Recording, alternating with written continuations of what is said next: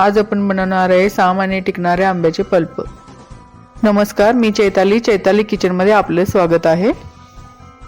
Pulp बनवण्यासाठी सर्वप्रथम आपण आंबे धुवून घेऊया। आंब्याचे पल्प आपण चपाती सोबत खाऊ शकतो किंवा याचा वापर आम्रखंड, मँगो लस्सी, मँगो मिल्कशेक यात करू शकतो।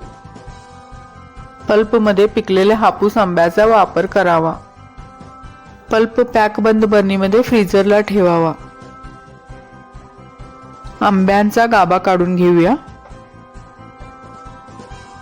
गाभा रवीने क्रश करायचा। 2 वाटी आंब्याच्या रसासाठी 1 वाटी साखर घ्यायचं। पल्प आणि साखर एकत्र करून शिजवायला ठेवायचं। पल्प दाखवल्याप्रमाणे घट्ट असावा।